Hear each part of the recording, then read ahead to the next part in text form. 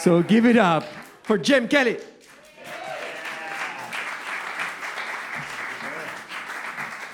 Yes, indeed. I am indeed the president of my homeowners association, and I live in a 26-unit condo building. The unit next door to me we refer to as the dead guy unit. And to explain that, let's start with the first dead guy. Several years ago, there's a knock on my door, and it's my downstairs neighbor. Let's call him Ken Wilson, because that's his real name. And Ken says to me, he goes, "Jim," he says, "I think that Bob Carter, who lives directly above me, has gone out of town, and I think he left a bunch of garbage out or something because there's a lot of flies around his window." And I thought, really, is his car here? He goes, "Yeah, his car's in the garage." Well, Bob Carter was notoriously cheap, and I couldn't imagine him buying an airline ticket anywhere. And so I thought, okay, this is perplexing. Let me look into this. And Bob Carter was also the only guy in the building who never left me a set of keys for an emergency. He never filled out the contact sheet for emergency contacts. And so I was a little perplexed as to what to do. But coincidentally, our monthly HOA meeting was that night. And so I went to the meeting and I reported to the board members what Ken had come up and told me.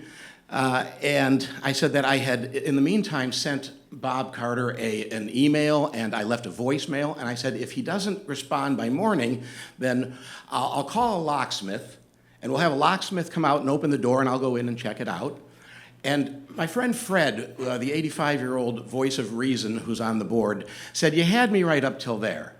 And I said, "Right up till what?" He said, "Right up to where you go in."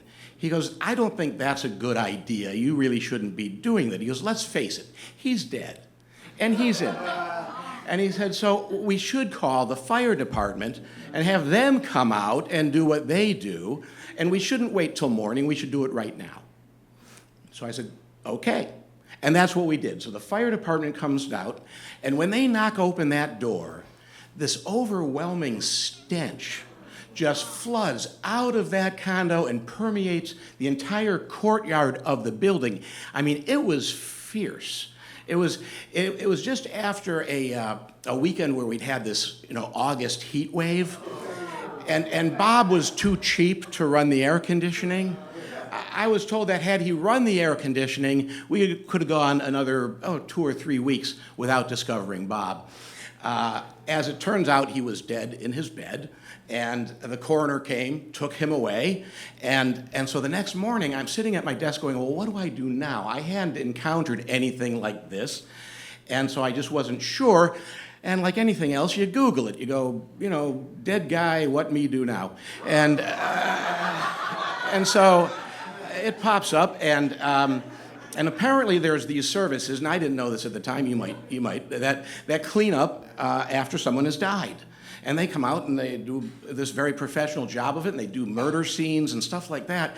So I found a company and called them out, and these guys show up, and they're wearing hazmat suits, and they're trying to make pleasant conversation. He goes, "How'd you find us?" And I said, "Well, I was watching that TV show, the world's shittiest jobs, and there you were." Well, these are guys who didn't find me as amusing as I seem to find myself. And so they just went to work. And what they do is they go in, and the bed that he died in, what they have to do is they have to cut around anywhere the body was. And then they have to do the same thing to the box spring below that, and then the carpet below that. Apparently, the toxic decomposition of the human body is it's like an acid that just burns right through everything. And I said, wouldn't it be easier just to dispose of the whole bed? He goes, well, it's toxic waste, and so we have to put it into toxic waste containers, and they're very expensive. So anyway, they do their job, and about 3 hours later, it's finished, and I think to myself, all right, at least the worst is behind me. I was soon relieved of that notion when about 2 or 3 weeks later, I get a phone call from the county, and they say, look, we have had no luck finding a next of kin for the guy who died, and so what we have to do is send somebody out to go in the unit and try to find something that'll point us in the right direction, and we will need we'll need a witness to escort that person in, and would you do that?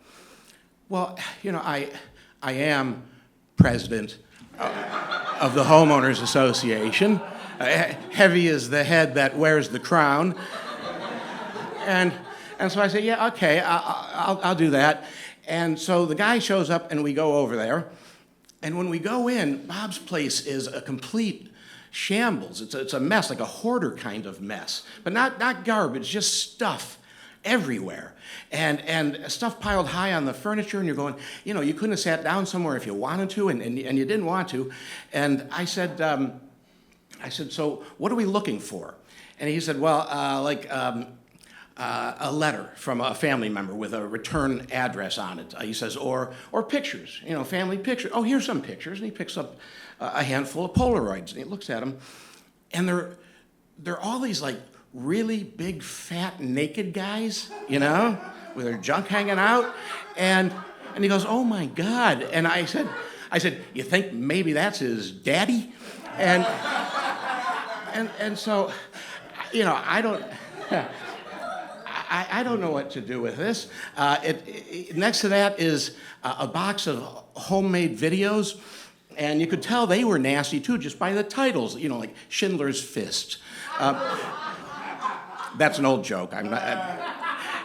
Anyway, it turns out, it's apparent now that this guy has been running his own little porno production studio right next door to where I live, and I had no idea. All this time, I thought Bob was like this, quiet, lonely guy. Turns out he knew a lot of people.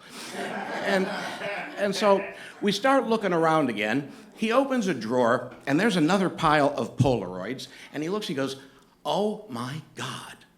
And I said, well, what? I looked at him and said, these are no worse than the others. And he holds one up, he goes, that's my boss. Really?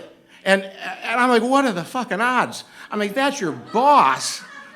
I said, if that picture were to find its way into your back pocket, for a rainy day, when your boss is denying you that raise you so obviously richly deserve, well, so be it. And I don't know if he took the picture with him or not, but I kind of hope he did. So eventually we find a letter from the guy's sister. And so they notify her. She flies out from Appleton, Wisconsin. She's terribly nice, and I'm trying to help her out as much as possible because I know it's a very difficult time for her. And so at one point, to thank me, she brings over several bottles of wine of Bob. She said Bob was a beer drinker, not a wine drinker, but occasionally he'd get really nice bottles of wine given to him by clients. And so she gave me his wine. And a friend of mine, Jeff, who constantly accuses me of being a bad host and never having anything nice to serve, and he comes over, and I pour some good wine from, and he's like, oh, this is very good wine. Where'd you get this?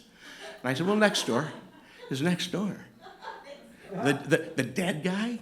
He says, we're drinking dead guy wine? I don't want to drink dead guy wine. I said, shut up, you ingrate. He's not drinking it. Just have your dead guy wine. Well, anyway, we eventually get the place all fixed up for her to put on the market, and it sells quickly. And it sells to this guy, a 40-something Australian guy. And very quickly, everybody in the building came to realize that we finally had one in the building. And by one, I don't mean Australian, I mean asshole. In the 25 years I've lived there, everybody's been great, until now. We finally had our asshole, and everybody knew it. And we're stuck with him. A couple years into his being there, there's a knock on the door, and it's a couple of cops. And they tell me that they're doing a wellness check on this guy. I said, why? They said, well, some friends of his say he didn't show up for Thanksgiving dinner. And I clutch my pearls, and I said, oh my God. And the cop says, what? I said, he has friends? Well, we can add these cops to this growing list of people who don't think I'm funny. And so they end up looking inside the unit, but he's not there. He is, nonetheless, it turns out, dead. He had a heart thing, apparently, and he went to the gym, and he apparently croaked on the treadmill, right? And so my writing partner, who's even meaner than me, said, on a treadmill in his 40s, would he die of embarrassment? Anyhow, So, yeah, this guy is definitely dead. And so now living in the dead guy unit is this guy, Will. And Will is great. He seems very normal, nice, friendly guy. I like him. But I got to tell you, I'm not getting too attached.